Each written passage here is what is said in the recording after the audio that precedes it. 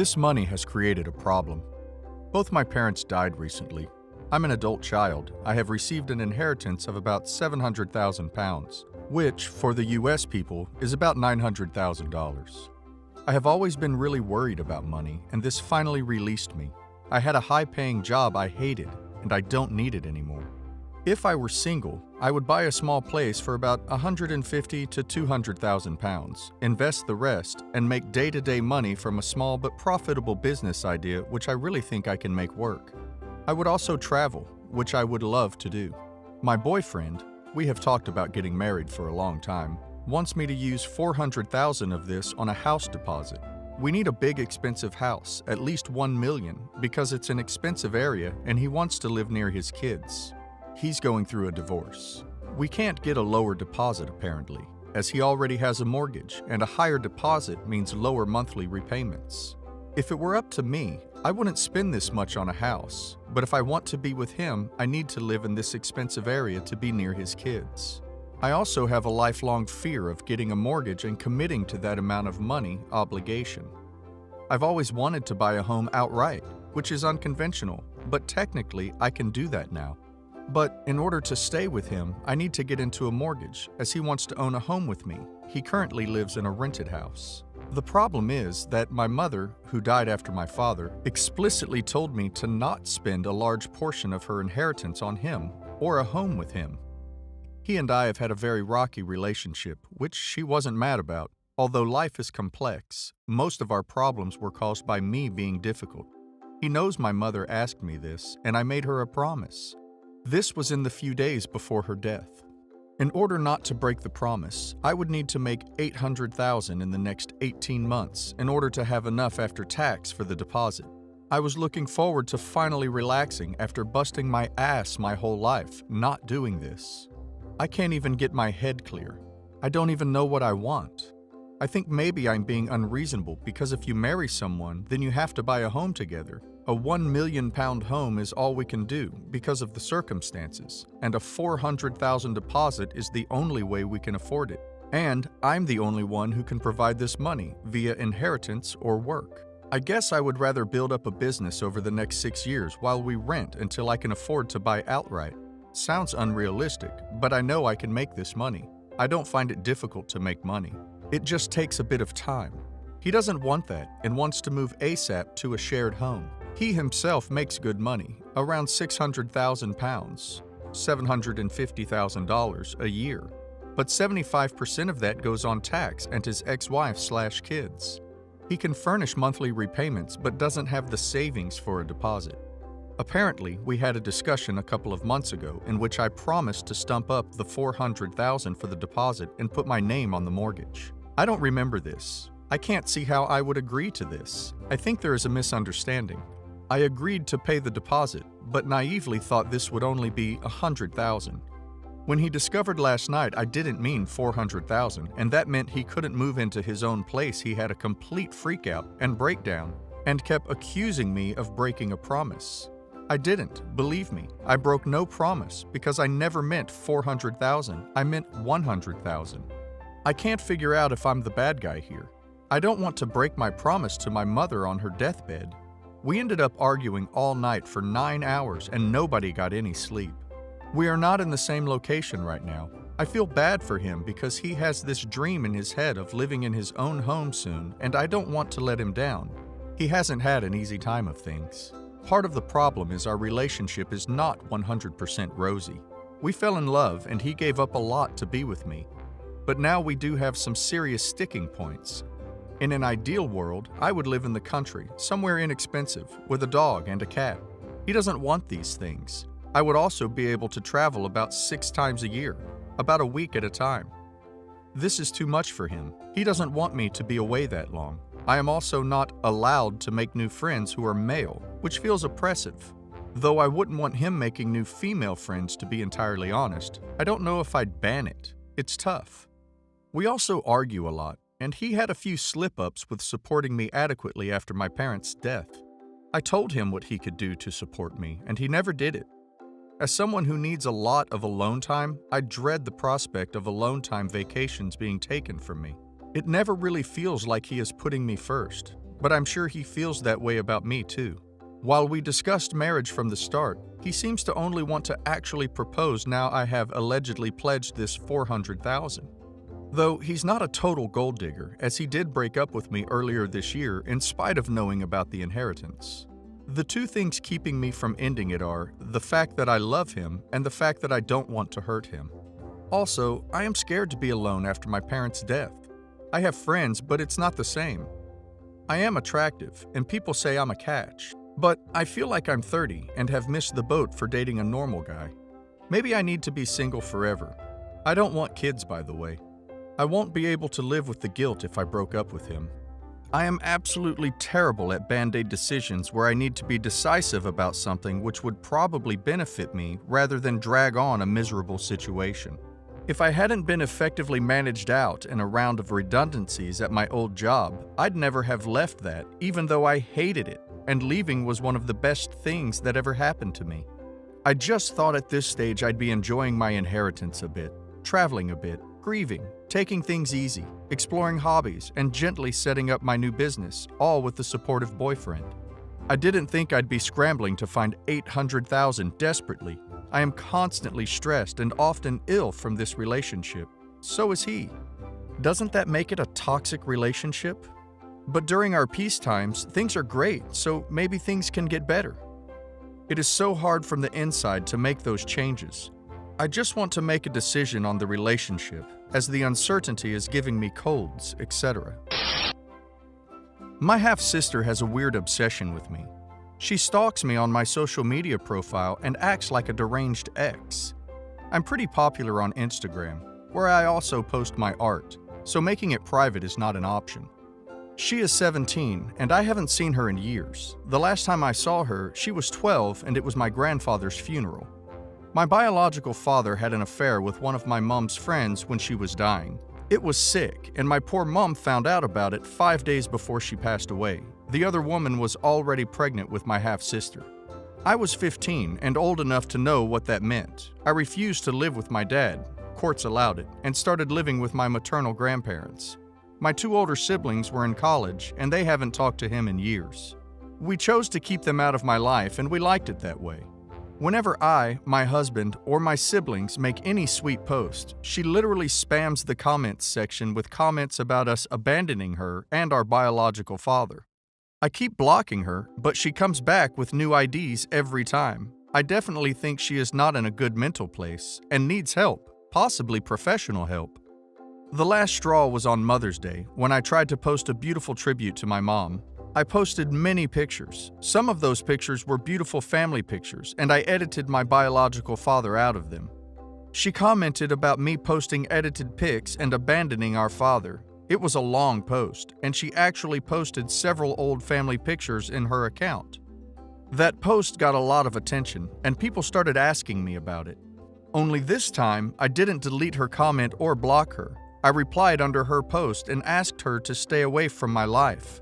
All this time, I avoided a confrontation because I believed she was young and misled by her parents. But as a 17-year-old, she should know better. This was my reply. I don't know about others, but for me and my siblings, just because our biological father decided to have S with some rando and cheat on our dying mom, doesn't mean we owe anything to him or the result of his indiscretions. Please respect our boundaries and leave my family alone. You are old enough to understand this, and if it bothers you, consider therapy. This level of obsession with our lives is really unhealthy.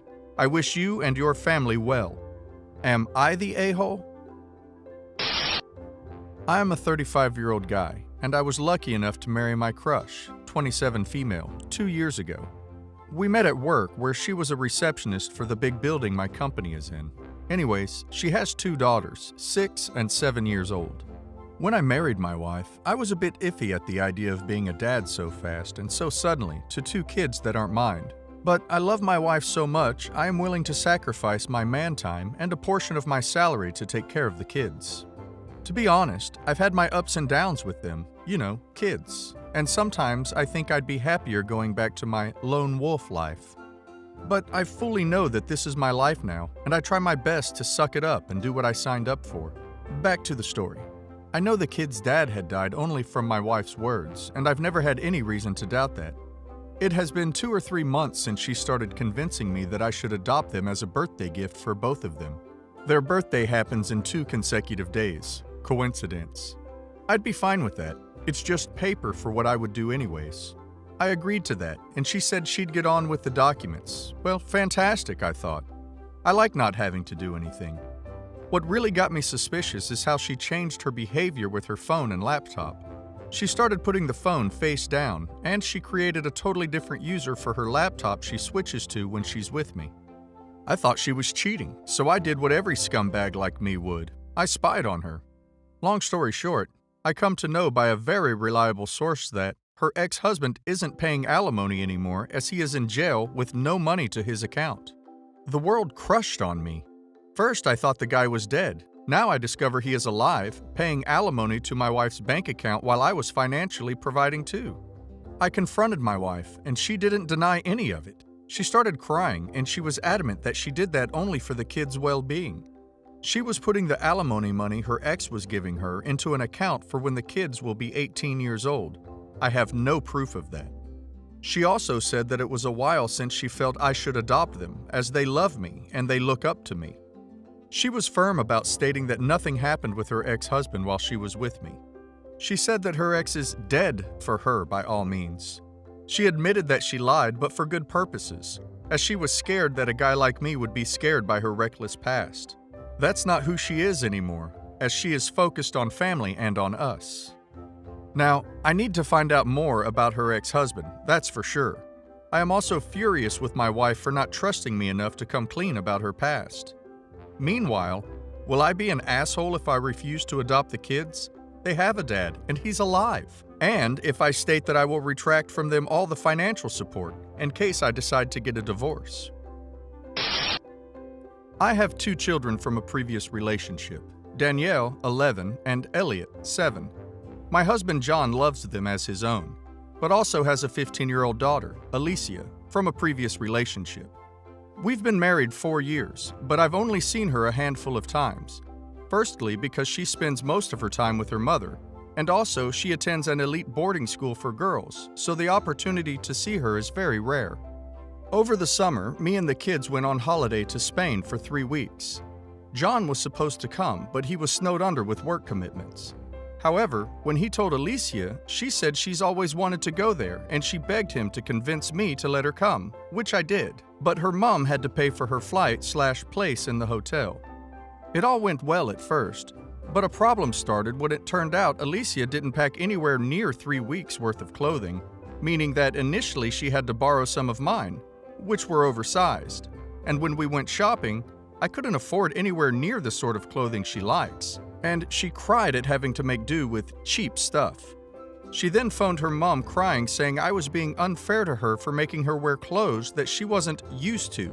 She also continuously tried to persuade me to buy her alcohol. We had another row when she met some boys from the same country as us in a restaurant/bar. She was cuddling with one of them, and when Elliot was tired and we needed to go home, she tried to stay with them and go back to where they were staying. As her guardian on the trip, I was not prepared to allow her to go home with a group of boys we'd never met in a foreign country. She threw a huge tantrum at me about this when we got home, saying what's the point in coming on holiday if I won't let her have fun? Finally, Alicia was sulking throughout the entire journey home and took to trying to antagonize Danielle, asking her if she's ready to have no friends once she starts secondary school, calling her ugly and things like that. I stopped this immediately, and she sulked even more. When we got back, I told John how difficult Alicia had been throughout the trip, and he said that I wouldn't take her on a trip with me again. He insisted that none of what she did was that bad, but I insisted on speaking to Alicia's mom on the phone and telling her everything her daughter had done. She defended her daughter completely and insisted that everything she did was what teenage girls do. I was shocked. But after John and Leanne, his ex, spoke over the phone, he has been defending her too, insisting she's really nice if I get to know her and things like that. I've not said that I'll never be in the same room as her again. I've just said that I won't take anyone so badly behaved on holiday with me again. But John says that I'm overreacting, and that I should give her another chance, which I have no intention of doing. Update.